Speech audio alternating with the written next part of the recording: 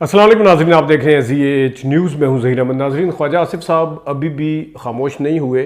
मंसूर अली खान के बाद उन्होंने जियो के रिपोर्टर को स्पेशल एक इंटरव्यू दिया है और साफ नज़र आ रहा है कि वो किसी न किसी प्लानिंग के तहत और एजेंडे के तहत या सारा कुछ करें। उन्होंने क्या कहा है, इस पर बात करेंगे।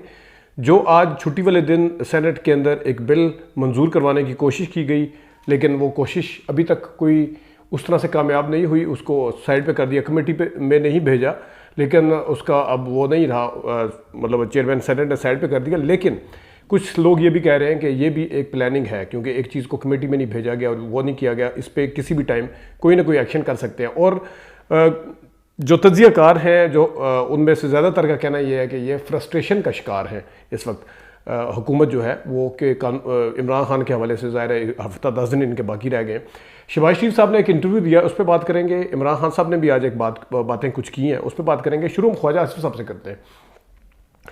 ख्वाजा आसिफ साहब जो है वो, उन्होंने आज फिर एक रिपोर्टर को इंटरव्यू दिया और उसमें उन्होंने कहा कि जब मैं जेल में था तो मुझे भी ऑफ़र आई थी कि आप वज़ीर-ए-आज़म बन जाएँ। और इसी तरह उन्होंने ये लफ्ज़ यूज़ किया कि पता नहीं मालकान की तरफ से थी या नहीं थी। मालकान आप समझते ही हैं किन को कह रहे हैं वो। लेकिन उन्होंने कहा कि मेरा भी आया था और शायद खाकान अब्बासी का भी आया था, तो उन्होंने कहा कि मैंने तो साफ इनकार कर दिया था, लेकिन मैंने साथ ये कहा कि अगर शायद खाकान अब्बासी सब बनते हैं तो मुझे इस पर कोई एतराज़ नहीं है। तो ये इस टाइम पिछली जो इस्टेब्लिशमेंट थी, जो पिछली बाजवा साहब की इस्टेब्लिशमेंट थी, जिनके खिलाफ मियाँ साहब तकरीरें करते रहे, जिनके खिलाफ ये इल्ज़ाम लगता रहा कि इमरान खान के साथ है, इमरान खान इनके कठपुतली बने हुए हैं, अचानक से उनको अपने साथ साबित करने की कोशिश कर रहे हैं कि वो क्यों है, इसके पीछे क्या वजह है। मंसूर अली खान के इंटरव्यू के बाद भी जो सारा कुछ हुआ कि अप्रैल में सिर्फ 1 साल के बाद, 1 साल नहीं बल्कि शायद 8 महीने के बाद ऑफ़र आई बकौल उनके कि अप्रैल में बाजवा साहब ने कहा 2019 में, हालांकि अगस्त में 2018 में हुकूमत बन रही, अप्रैल में 8 महीने बाद कहा कि आप पंजाब ले लें, फिर आप जो उसमें दिसंबर में उसी साल वफाक ले लें। फिर अब उन्होंने ये वाला कहा है कि मुझे भी बनने की ऑफ़र की गई। और फिर उन्होंने ये भी कहा कि जो बाजवा साहब की एक्सटेंशन थी उसमें नवाज शरीफ साहब और पार्टी ने सब ने मिल के फैसला किया था, और नवाज शरीफ साहब ने यह कहा था कि वोट डालना है, आपने सब ने वोट डालना है। थोड़ा सा फ़र्क ये पड़ा है कि पहले ख्वाजा आसिफ साहब ये कहते थे कि नवाज शरीफ साहब आए थे और नवाज शरीफ साहब ने स्पेशल खुद फैसला किया था, सिर्फ ये मौक़िफ़ में फ़र्क पड़ा है। लेकिन इस टाइम सवाल ये है कि ख्वाजा आसिफ साहब ये तमाम बातें क्यों कर रहे हैं, क्योंकि इसी के ऊपर आज इमरान खान साहब ने कहा है। इमरान खान साहब कहते हैं कि मुझे पहले पता था कि ये साजिश हो रही है और ये साजिश पक रही है, मैं तो पहले कह रहा था कि बाजवा साहब ने ये किया, तो अब ख्वाजा आसिफ की बातें जो है इस चीज़ को इंडोर्स कर रही हैं। तो साजिश के हवाले से जहां आप इमरान खान साहब ने कुछ ऐसी बातें की जिसके ऊपर सवालात उठते थे कि शायद साजिश नहीं है, क्योंकि ख़ुद इमरान खान साहब यूटर्न ले लेते हैं। लेकिन अब सोचने की बात यह है कि ख़ुद वज़ीर जो है दिफा का वज़ीर और पार्टी के अंदर सीनियर ओहदा रखने वाला बंदा एक नहीं 2-3 दफ़ा ये बात कर चुका है कि नवाज शरीफ साहब को भेजने वाली भी इस्टेब्लिशमेंट थी, हमें हुकूमतें ऑफ़र करने वाली भी इस्टेब्लिशमेंट थी। हालांकि ये इस पार्टी का ख्याल ये रहा है, मौक़िफ़ ये रहा है कि हुकूमतें बनाना अवाम का काम है, हुकूमत जाना। ये मुझे एग्जैक्ट नवाज शरीफ का एक जो तकरीर है वो याद है कि हुकूमत आएगी भी अवाम की वोट से और जाएगी भी अवाम की वोट से।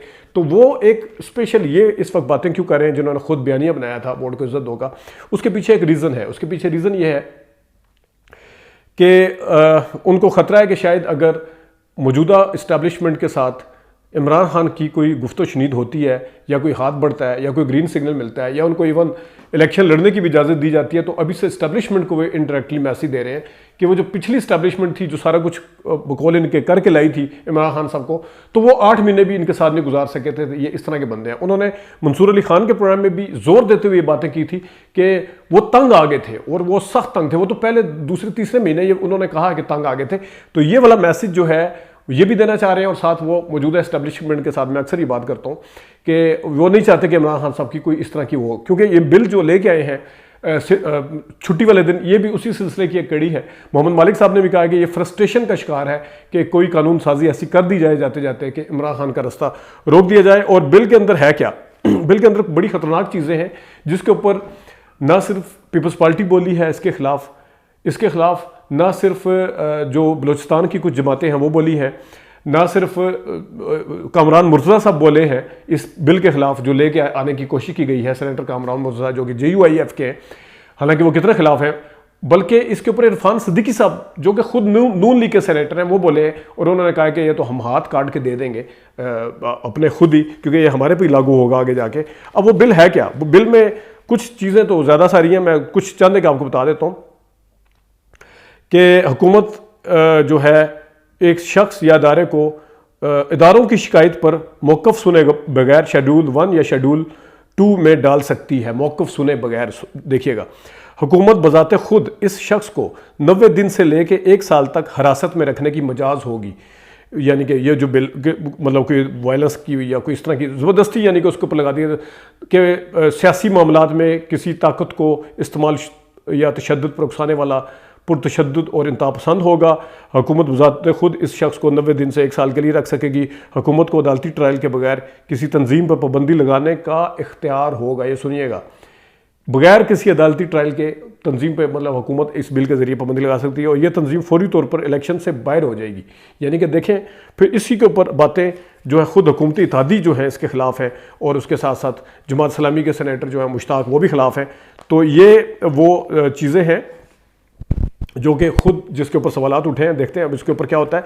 लेकिन मैं शहबाज शरीफ साहब की और इमरान खान साहब की तरफ जाने से पहले सिराजुल हक साहब ने कहा है कि हुकूमत जो है वो इस्तीफ़ा दे।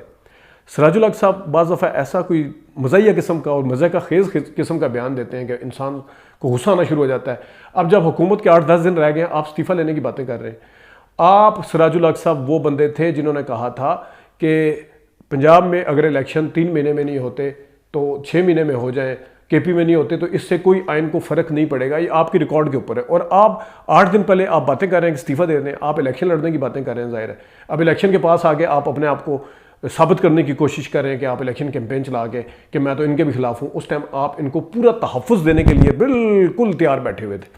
तो अब आता हूँ मैं ज़रा इमरान खान साहब और जो हैं शहबाज शरीफ ने सलीम साफ़ी को इंटरव्यू दिया आज। शहबाज शरीफ ने अपने कुछ कारनामे गिनवाए हैं, जिसमें यह भी कारनामा है कि रूस से सस्ता तेल लाया जाएगा। पहली दफ़ा कौन वहाँ पे गया था सबको पता है। जिसमें यह कारनामा है कि डिफ़ॉल्ट से बचा लिया है।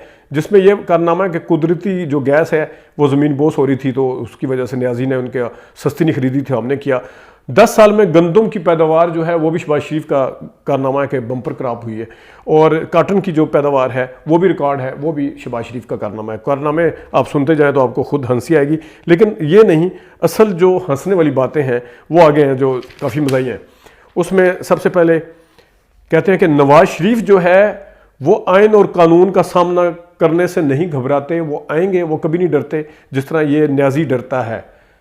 पहली बात तो यह है कि न्याजी साहब यहाँ पे बैठे हुए हैं, इमरान खान साहब, और नवाज शरीफ साहब बाहर बैठे हुए हैं। और पिछली मुनीब के इंटरव्यू में जिस वक्त मुनीब साहब ने कहा था कि नवाज शरीफ साहब वापस क्यों नहीं आ रहे, तो आगे से शहबाज शरीफ का इन्हीं का जवाब था हफ्ता भर पहले, बिल्कुल हफ्ता हुआ है, कि देखें अदलिया अभी तक वो नहीं कर रही, उनके लिए कुछ नहीं कर रही, अदलिया बैठी हुई है और अदलिया उनको देने के लिए तैयार नहीं है रिलीफ। अब कह रहे हैं आइन और कानून का सामना करेंगे और वो डरते नहीं आने से ली। इसी वजह से अपने पसंद के चीफ जस्टिस के आने का इंतज़ार शायद किया जा रहा है।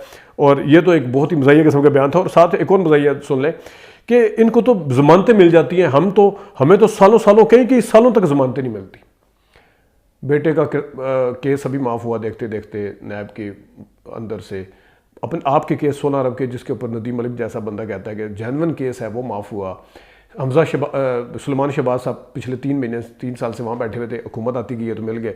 और जो कह रहे हैं कि पता नहीं कितनी लंबी ज़मानतें, उसमें कैप्टन सफदर के केस माफ़ हुए और मरियम नवाज शरीफ साहबा को क्लियर किया गया और अभी उनका आगे भी चलेगा ज़ाहिर है। लेकिन ज़मानतें ना मिलने वाली बातें कौन कर रहा है? जो खुद डिक्टेट करते थे जज को फ़ोन करके, और अपने लिए नहीं, वो फलाने का केस वो कर दो जी, क्यों दो, हो जाएगा जी, होगा। जज साहब यूँ कह रहे हैं हो गया जी, बस हो गया, मियाँ साहब हो गया।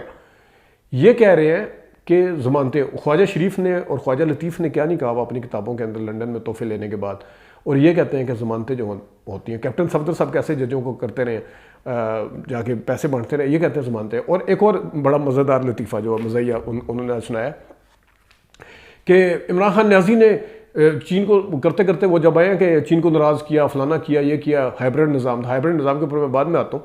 उन्होंने एक पॉइंट उठाया कि काजी फाइज ईसा साहब के खिलाफ, सिटिंग जज के खिलाफ हम सोच भी नहीं सकते कि सिटिंग जज के खिलाफ रेफरेंस लेके, इमरान खान साहब तो रेफरेंस लेके आए। इमरान खान साहब ने अपनी गलती का एतराफ़ भी किया और जनाब नवाज शरीफ साहब 1997-98 में सिटिंग चीफ जस्टिस को उतारने में कामयाब हुए थे।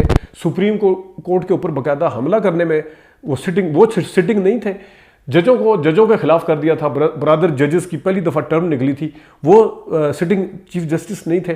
कितनी ज़बरदस्त बातें करते हैं कि मज़ा आ जाता है सुन के, जिस तरह लोगों को याद ही कुछ नहीं है, बस गजनी वाली वो जो होती है ना याददाश्त, वो सारा कुछ भूले बैठे हैं। अब मैं हाइब्रिड निज़ाम पे सलीम साफ़ी साहब ने पूछा कि आप जिस हाइब्रिड निज़ाम की बात उनके खिलाफ करते थे इमरान खान के, आप खुद भी तो हाइब्रिड निज़ाम का हिस्सा हैं और आप सारे मिल के चल रहे हैं, मिल के सारे प्लान कर रहे हैं, मतलब उनका इस्टेब्लिशमेंट की तरफ और आर्मी चीफ की तरफ इशारा था।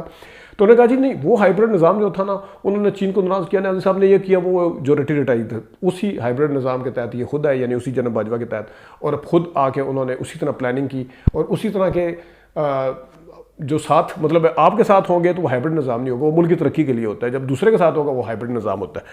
और आगे जाके जनाब साहब उन्होंने और क्या बातें की, सिराजुल हक साहब, अच्छा इनकलाब करोड़ों और तालीम से, और बाकी वही सुनी सुनाई बातें थी सारी। इमरान खान साहब ने कहा है कि वज़ीर दफ़ा ने कह दिया है, दिफा ने, कि जून के हुकूमत गिरा देंगे, हमें तो पता था कि साजिश हुई है। ये तो जनरल बाजवा की बातें सामने आ रही हैं, जिस तरह इन्होंने हुकूमत गिराई, साजिश की है। और फिर औरतों के हवाले से उन्होंने कहा है कि औरतों के ख़िलाफ़ जान के हमारे खिलाफ इस तरह सारा कुछ किया जा रहा है, जो एक प्लान किया जा रहा है। ये कुछ चीज़ें थी जिसमें ख्वाजा आसिफ साहब की जो बातें हैं वो इंटरम सेटअप के हवाले से भी, वो आने वाली जो इनके खदशात हैं उसके हवाले से जो फ्रस्ट्रेशन नज़र आ रही है उसके हवाले से भी, और कुछ अंदर के लोग ये भी कह रहे हैं। आज मेरी एक साबिक PTI के बहुत बड़े वज़ीर रहे हैं जिन्होंने बाकायदा तौर पे पार्टी तो कोई नहीं ज्वाइन की, लेकिन एक मीडिया टॉक ज़रूर की थी, और वो थोड़े मैंने हिंट दे दिया, आगे आप खुद समझें।